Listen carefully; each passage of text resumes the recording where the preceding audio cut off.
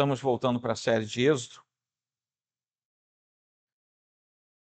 e ainda teremos, antes do final do ano, mais uma de Romanos, e aí entra a série do tempo do Advento,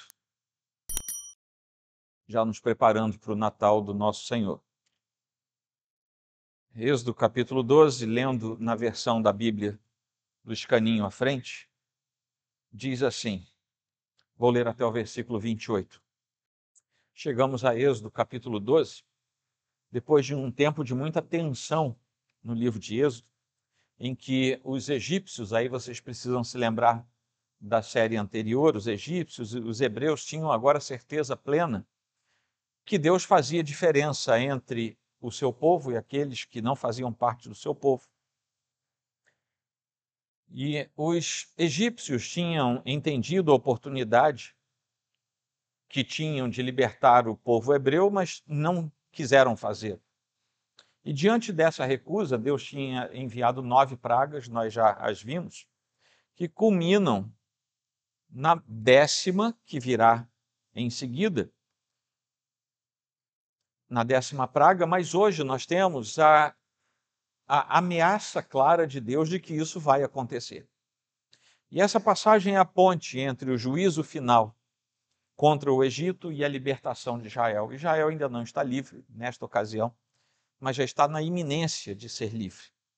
Isso será visto após a aplicação exatamente dessa 10ª praga que virá em seguida. E essa 10ª praga é a mais terrível de todas, em que todos os filhos primogênitos seriam mortos, todos, sem exceção, de egípcios, estrangeiros que viviam lá e hebreus. Todos os primogênitos seriam mortos. Mas para que os filhos dos hebreus não fossem mortos, e nós lemos aqui no texto que era possível, já naquela ocasião, que houvesse estrangeiros que residiam dentro ali eu não sei como é que eles tratavam isso, mas certamente nós sabemos pela arqueologia que havia um lugar separado onde os hebreus moravam, uma espécie de gueto. E pelo que nós lemos aqui, é possível que entre esses hebreus já houvesse estrangeiros de outras nacionalidades, provavelmente não egípcios, porque eles eram os donos da terra. Porque a aplicação se dá, e Deus diz, a hebreus e aos não naturais da terra que estivessem entre eles. A libertação, portanto, virá após esse momento final, terrível, mas alguns serão poupados, e serão poupados aqueles que obedecerem determinadas instruções dadas por Deus. Depois de 4 séculos de escravidão, lá no Egito, finalmente, Israel tem novamente esperança de ser uma nação livre. Se a gente prestar atenção, a gente olha para o texto do finalzinho de Gênesis, indo para Êxodo, e a gente fala assim, passaram-se 400 anos, porque a gente vira uma página. O Brasil tem pouco mais de 500 anos de relação com o descobrimento europeu. É quase o tempo da história do Brasil que aquele povo ficou lá dentro do Egito. É um tempo muito longo, que nós, lendo a história, viramos uma página e parece que era uma coisa muito curta, mas eram gerações e gerações que tinham nascido e morrido como escravos ali. O capítulo 12 de Êxodo, esse que nós lemos até o versículo 28, é fundamental para a gente entender a história da redenção. Porque aqui a Páscoa é instituída. Depois deste momento, a Páscoa passa a ser relembrada e passa a ser a própria lembrança ao longo de toda a Escritura daquilo que Deus fez para livrar o seu povo. O próprio Antigo Testamento faz isso, em Deuteronômio 26, 2 Crônicas 30, Esdras capítulo 6 e muitas outras passagens que lembram o episódio da libertação, e a Páscoa era o grande símbolo disso.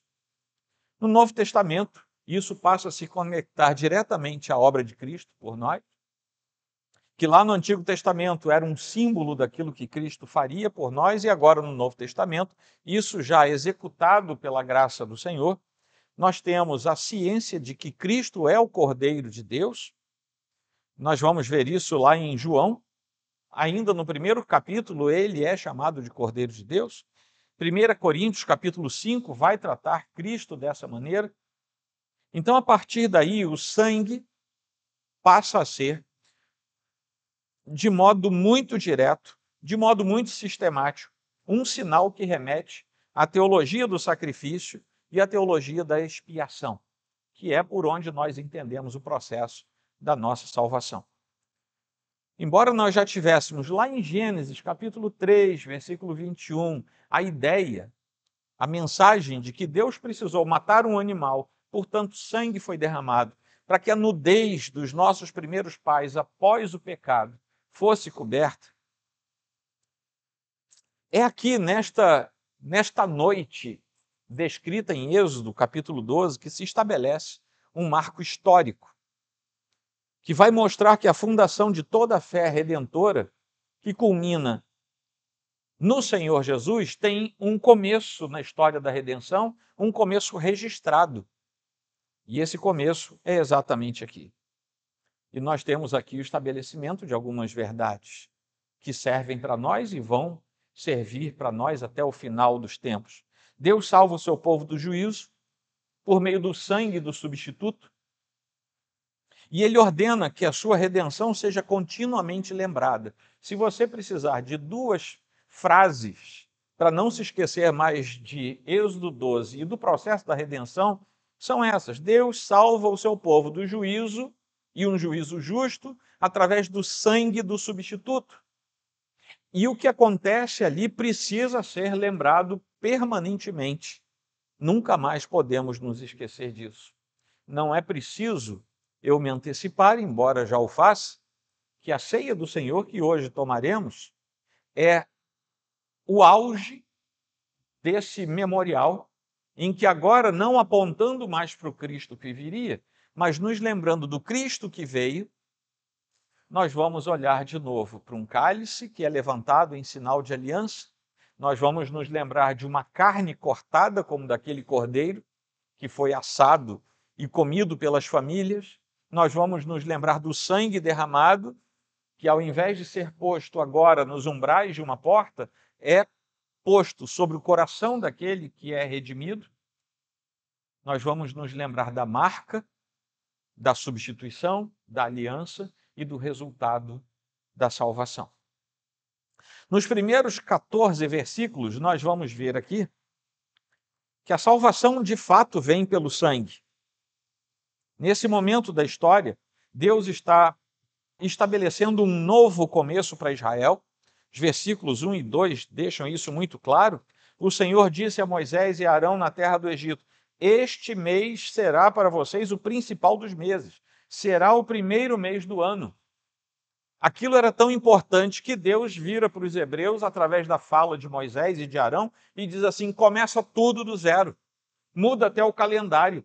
Esse mês vai ser o primeiro, este dia vai ser o primeiro. Esquece tudo que já passou, porque agora vai começar uma nova história para vocês.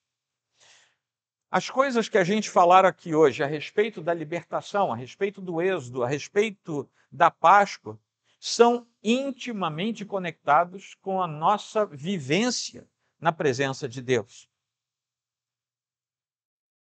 A gente pode se lembrar que quando o Senhor nos chama de modo eficaz e nós nos convertemos, ali nasce a nossa vida, ali nós somos regenerados. Um calendário novo começa para a nossa vida quando nós conhecemos ao Senhor como nosso Salvador. Tudo é intimamente conectado. Era Faraó quem controlava o tempo, mas agora Deus diz: não, agora o tempo é meu. Comecem a contar tudo de novo, porque sou eu quem estou dizendo para vocês que tempo é esse. Pela primeira vez em Êxodo, aqui nesse trecho lido, Deus fala ao seu povo sobre a importância de certos dias e de certos meses. É dessa forma que se estabelece essa mudança drástica na vida do povo hebreu e também acontece na vida de qualquer um que conhece ao Senhor como seu único e suficiente Salvador. Coisas mudam drasticamente. Isso nos dá mais um ensinamento que eu já compartilhei com vocês algumas vezes. O cristianismo é uma religião de símbolos e de memórias. Se nós não temos um afluxo de grandes ritos colocados diante de nós, por outro lado, nós não podemos apagar os marcos antigos, isso é uma ordem de Deus. Nós precisamos nos lembrar do que Cristo fez, nós precisamos demarcar o que Cristo fez, nós precisamos nos lembrar o que Deus fez e ter isso marcado. Eu vou fazer uma pergunta absolutamente retórica e não quero que você me responda. Mas se você não souber responder, você tem um problema e você precisa resolver isso. Qual é a data da sua conversão? Qual é a data do seu batismo? Qual é a data em que você se tornou membro da sua primeira igreja? Qual é a data em que você se transferiu para cá? São marcações na nossa história cristã que nós não podemos simplesmente ignorar, porque fazem parte da nossa vida. Você sabe quando você nasceu? Eu sei, 31 de agosto de 1965. Vocês me ajudaram a comemorar meu aniversário há poucos dias atrás. Eu tenho uma Bíblia velhinha lá em casa que na última capa, por dentro, eu tenho todas essas datas anotadas, porque a nossa cabeça falha. São coisas que nos ajudam a ter um marco. Naquele dia aconteceu isso. Naquele dia eu fui batizado. Naquele dia aconteceu isso na minha jornada cristã.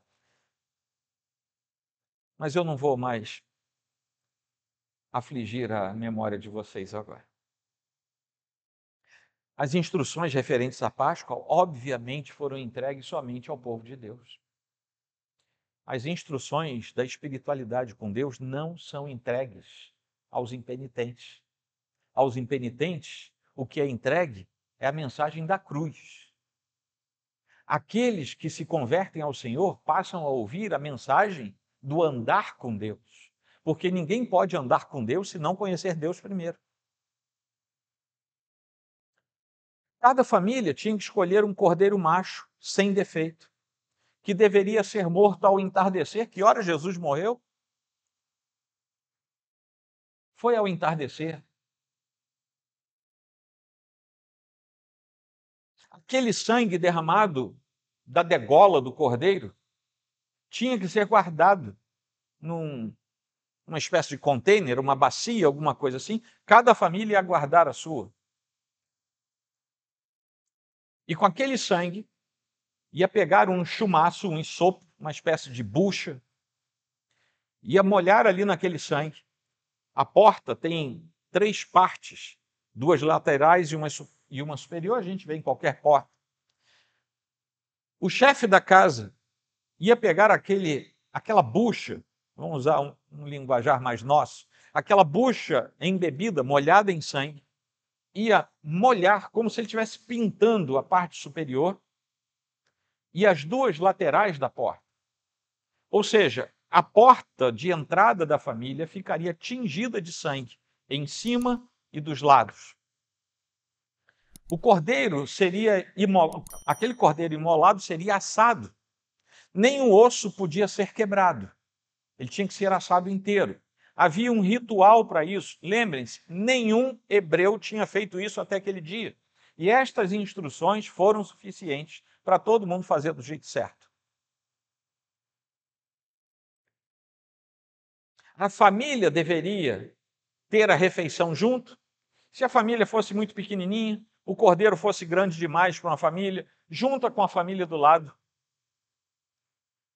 Mas o fato é que o povo de Israel, naquele momento, foi reconhecido como um grupamento de famílias na presença de Deus. Meus irmãos, o juízo é universal. O que quer dizer que Israel teria os seus primogênitos mortos. Porque Israel era um povo que, a despeito de ter sido escolhido por Deus, era um povo que pecava. E estava em terra de pecados. Vocês vão ver logo depois, Israel sai, fica com medo do que está acontecendo no monte. Ficam apavorados, o que eles vão fazer? Um Deus como eles achavam que era Deus, fizeram um bezerro, que era um Deus parecido com um dos deuses do Egito. Eles estavam totalmente fora do conhecimento de Deus, estavam começando a ser trazidos de volta para Deus, porque gerações tinham ficado afastados do culto ao Senhor. Apenas o sangue ia salvar. A marca do sangue identificava as casas daqueles cujos primogênitos não seriam mortos. Deus pouparia a vida daqueles primogênitos. Vejam bem, todos pecaram e destituídos estão. Peguei vocês de surpresa, né? Todos pecaram. Todos os hebreus tinham pecado e também estavam destituídos da glória de Deus. Mas é o sangue do Cordeiro manchando a vida, a estrutura, a casa daquelas famílias, que fazia com que Deus poupasse. Não era o sangue que salvava, era Deus vendo o sangue e ele entendia: aqui está um filho meu, este não será tocado pela morte. A ordem era: fique dentro de casa.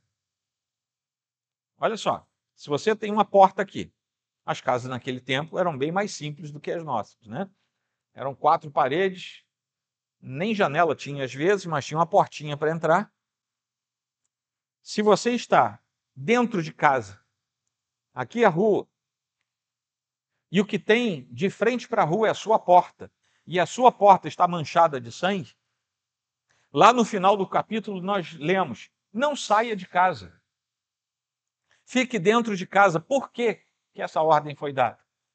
Porque quem estivesse dentro da sua casa estaria atrás do sangue. Meus irmãos, isso é profundamente simbólico.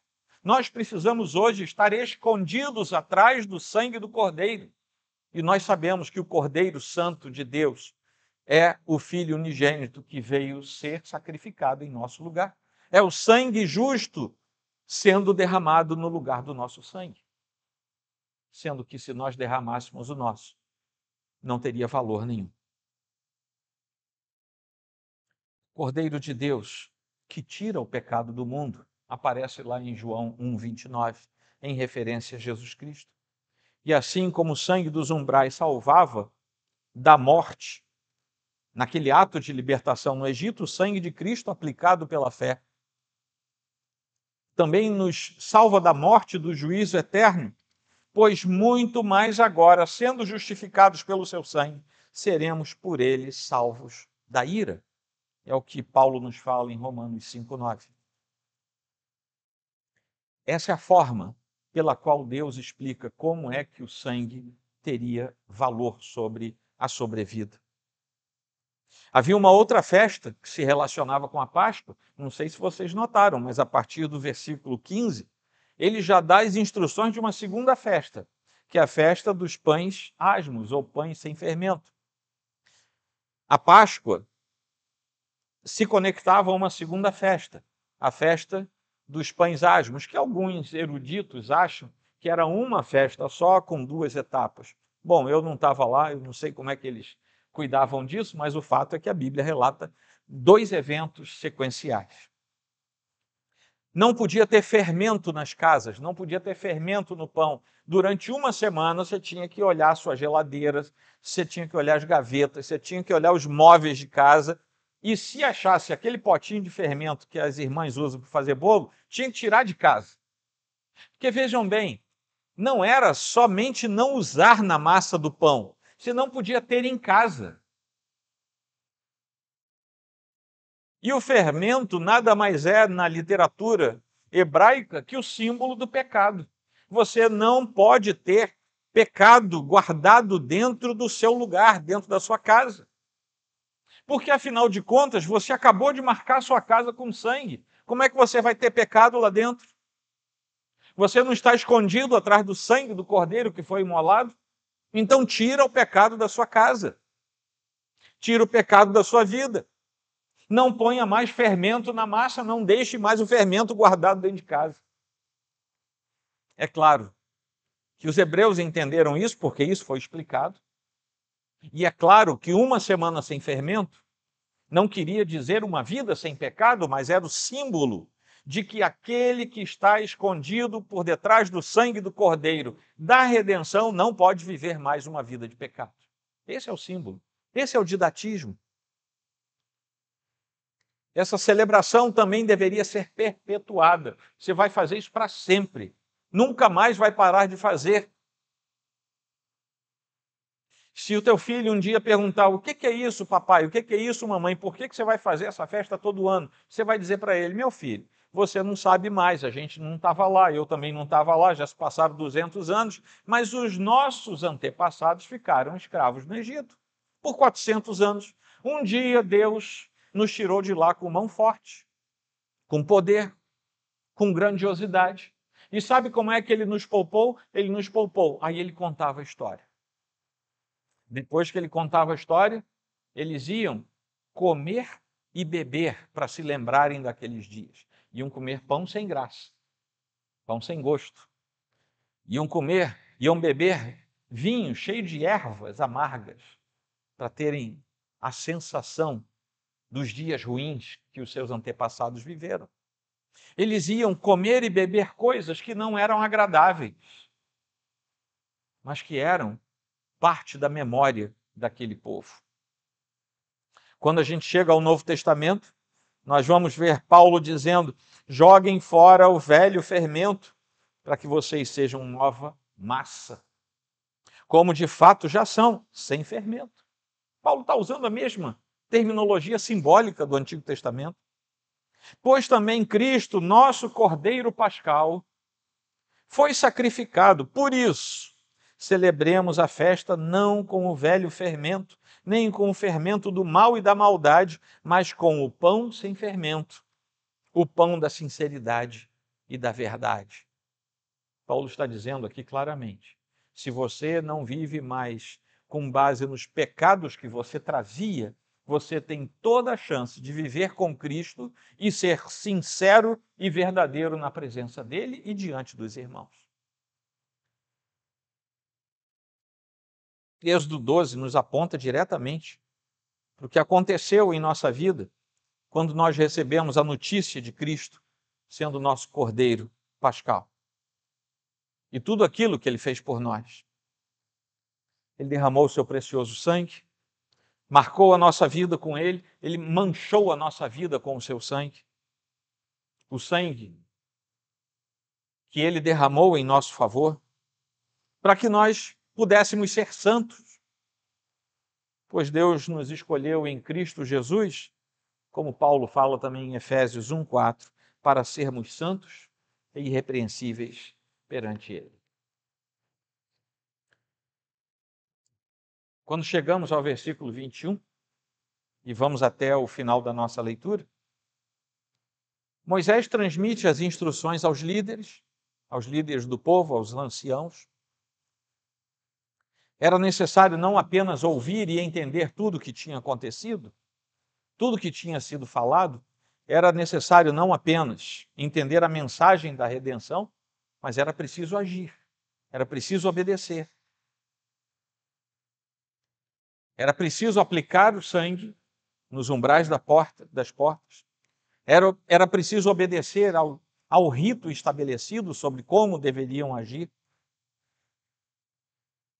Era preciso ficarem em casa até amanhã sem saírem de dentro de casa. Eles tinham que obedecer. A Páscoa se tornaria um instrumento para ensinar às gerações futuras sobre a história da redenção, sobre como o Senhor salvava o seu povo. A ordem é perpétua. O povo deveria ensinar sempre para que os filhos e as filhas, para que as gerações seguintes jamais perdessem de vista os grandes feitos do Senhor por eles. Assim como os israelitas precisaram confiar e obedecer, nós precisamos confiar e obedecer. Nem sempre, nós vamos entender tudo que Deus nos manda fazer. Mas se aquela ordem é expressa na palavra de Deus, nós temos que obedecer. porque confiamos. Quando a gente não obedece, é sinal de que a gente não confia. Versículo 28 é a chave do nosso entendimento. E os filhos de Israel foram e fizeram como o Senhor havia ordenado a Moisés e Arão. Prestem atenção. E os filhos de Israel foram e fizeram como quem?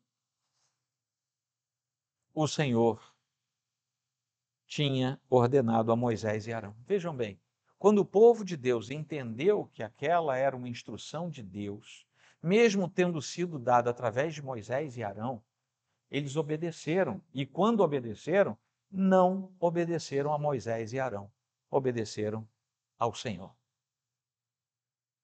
Quando nós entendemos, quando nós confiamos, quando nós obedecemos, nós fazemos isso em relação ao Senhor. O povo fez o que o Senhor ordenou, e mesmo que Deus use, e Ele sempre usa seus servos para nos darem as instruções, para transmitir a sua palavra, para nos ensinarem a sua verdade, a obediência deve ser tributada ao Senhor, sempre. Se eu ensino a vocês alguma coisa a partir deste púlpito e vocês obedecem o que eu ensinei, entendam que vocês não estarão obedecendo o pastor Joel, vocês estarão obedecendo a palavra de Deus, que somente foi transmitida deste púlpito. É por isso que é de suma importância o exemplo dos bereanos. Sempre que a palavra de Deus for explicada, precisamos entender se ela foi de fato explicada segundo a orientação do próprio Deus. É por isso que a gente não pode pregar fora da Escritura. E é por isso também que nós vamos ver um episódio muito peculiar lá em 1 Samuel 15, 22 e 23, que o obedecer é melhor do que o sacrificar, e o ouvir é melhor do que a gordura de carneiros, porque a rebelião é como o pecado da feitiçaria, e a obstinação é como a idolatria e o culto a ídolos do lar. Obedecer a Deus é melhor do que fazer qualquer sacrifício. E desobedecer é entrar por um caminho de pleno desgosto diante de Deus. Amém, queridos? Vamos concluir e vamos aplicar. Esse é o entendimento desse trecho, desses 28 versículos. Mas o que será que eles trazem para nós, ao nosso coração, de aplicação, tanto doutrinária quanto para a nossa vida, pessoal, comum, do dia a dia? Prestem bem atenção, não existe possibilidade, não existe possibilidade alguma de neutralidade diante do juízo de Deus. Ou nós estamos cobertos pelo sangue de Cristo, ou seremos expostos à ira de Deus. Prestaram atenção?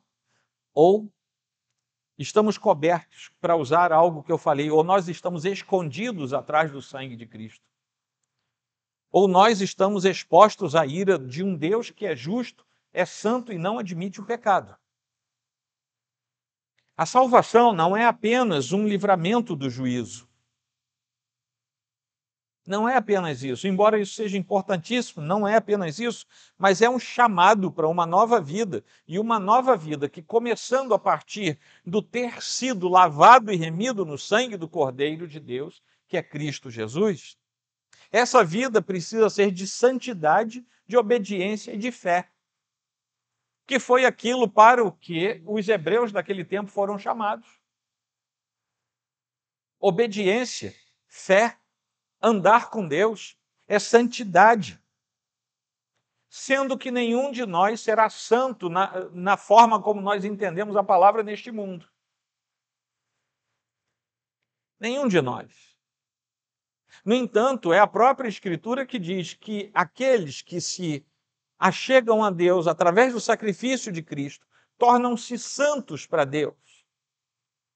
E não é porque nós nos tornemos perfeitos a partir daquele momento, mas é porque a partir de então, nós somos separados para Deus. E todas as vezes que Deus olha para nós, acontece o que aconteceu lá no Egito.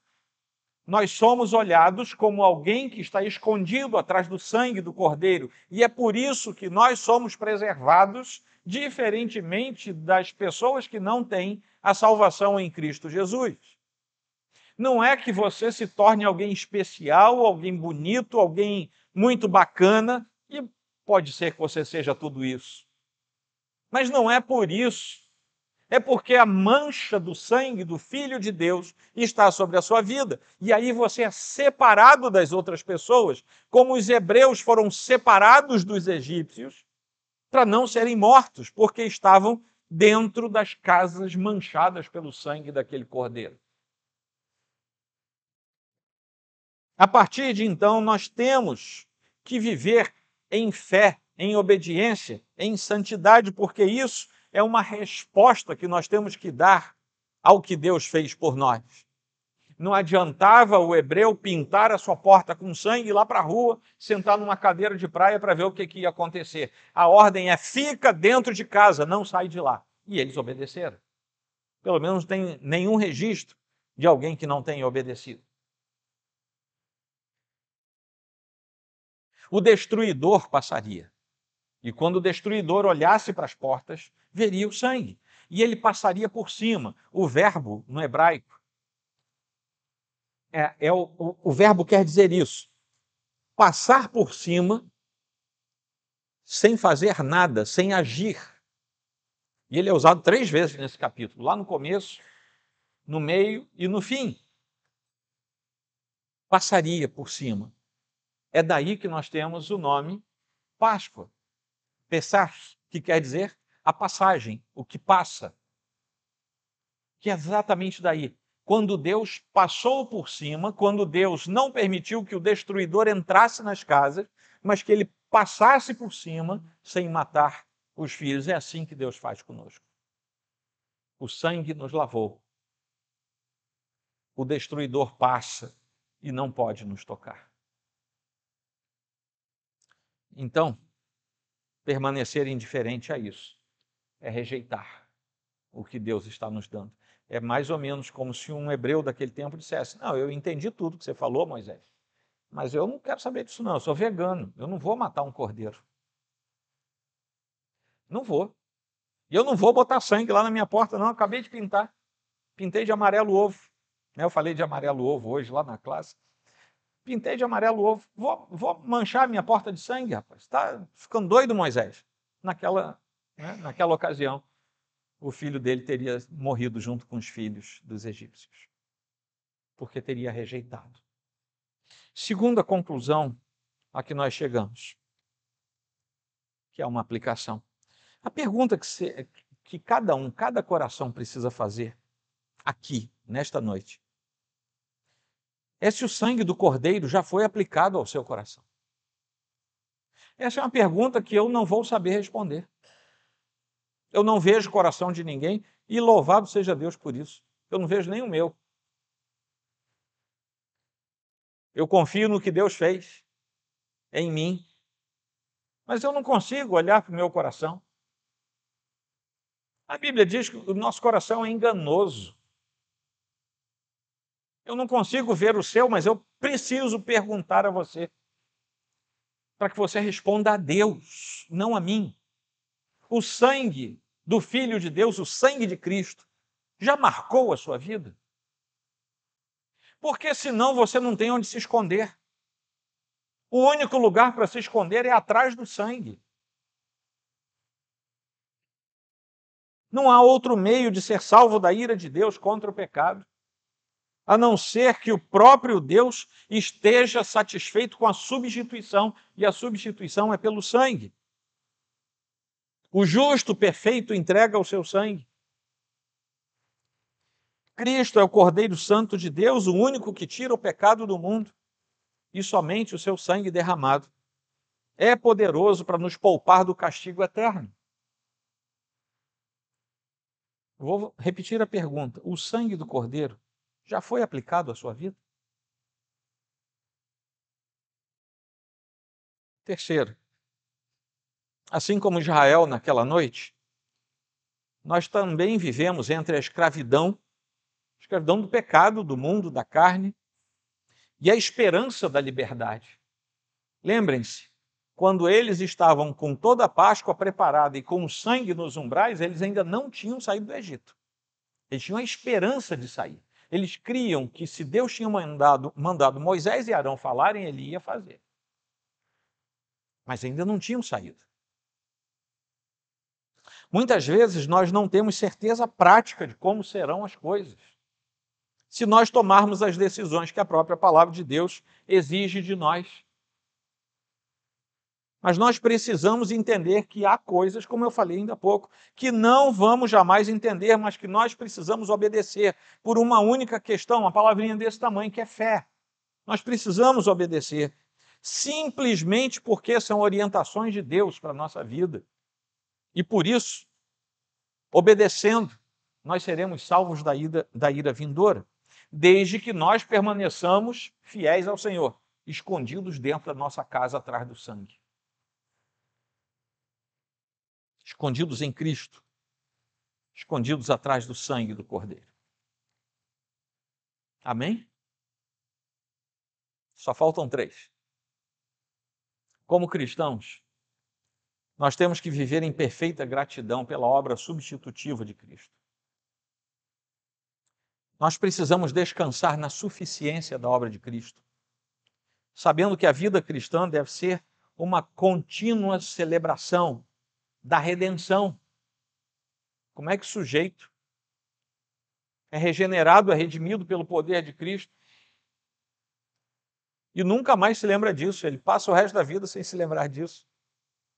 Nós temos que celebrar a libertação, que é o que nós devemos fazer todo domingo quando a gente se reúne na Santa Assembleia daqueles que adoram a Deus, em espírito e em verdade, é celebrar. Eu tinha que estar lá no mundo mergulhado no pecado, mas eu estou aqui lavado e remido no sangue do Cordeiro. Eu tenho que celebrar isso na minha vida. Isso não é uma coisa comum, isso é uma coisa extraordinária. Nós precisamos celebrar isso com a nossa vida buscando santidade, buscando a pureza diante do Senhor. Que a nossa obediência não é para conquistar a salvação, mas é para viver à altura do sangue que já nos salvou. Mais uma, Êxodo 12 nos leva diretamente ao plano da redenção. Nos ensina que o sangue do Cordeiro é o único meio de escapar da ira de Deus, da ira e do juízo de Deus. E que somente Jesus Cristo, somente nele, nós temos o cumprimento da Páscoa na nossa vida, porque ele é o nosso substituto, o nosso libertador, ele é a razão da nossa celebração contínua. Na nova aliança, participar da ceia do Senhor, como nós vamos participar, com gratidão, com reverência, nos leva à lembrança permanente da obra redentora de Cristo em nosso favor. Não é à toa que Jesus disse: façam isso em memória de mim. É como se nós contássemos, vez após vez que participamos, a história da nossa redenção. Nós nos lembramos do que Jesus fez por nós. Nós renovamos ali a nossa fé. Nós renovamos a nossa esperança na vida eterna. Nós alimentamos a nossa obediência ao Senhor também. E somos alertados para jamais deixarmos de testificar da grande obra do Redentor em nossa vida. A gente não merecia. A gente estava lá no Egito, na nossa casinha. Aí veio a instrução. A gente seguiu. E o Senhor, no curso da história, nos salvou. Finalmente, a concessão da graça. A concessão da graça que encontramos na Santa Ceia. E eu já vou falar esse último ponto por causa da ceia que teremos agora e a grande conexão que há entre a Páscoa e a ceia. A Páscoa foi encerrada em Cristo e ali começou a ceia do Senhor. A concessão da graça que encontramos na Santa Ceia não é uma graça que salva, mas é uma graça que restaura a confiança do cristão. A Santa Ceia nos fortalece, não apenas porque simboliza ou porque representa algo grande, mas porque realmente é algo grande. Deveríamos ter uma grande preocupação em estarmos presentes em todos os cultos em que a ceia é servida, porque é algo grande. Não é para ser descartado na nossa vida cristã. A ceia é o alimento real do próprio Cristo, que ofereceu o seu corpo, ofereceu o seu sangue para o nosso alimento espiritual. É um sacramento onde nós olhamos os símbolos, olhamos os selos, e aquilo nos remete ao próprio Cristo, à essência de Cristo. Aos fatigados por uma semana dura. Eu não sei aqui, mas se eu pedir para levantar a mão, quem teve uma semana difícil, não sei se alguma mão vai ficar abaixada. Aqueles que estão exauridos pelas coisas desse mundo, pelas dificuldades, pelas coisas atravessadas que a gente não imaginava que ia ter que enfrentar.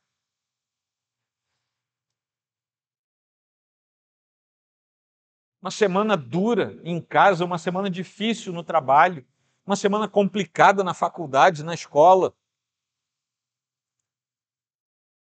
Aqueles cujas consciências parece que não param de martelar, porque, embora tenham sido salvos pelo Senhor, ainda têm uma culpa sobre si que não é mais de Cristo. Cristo já perdoou, mas parece que a pessoa não se perdoa e fica a vida inteira com aquela consciência martelando.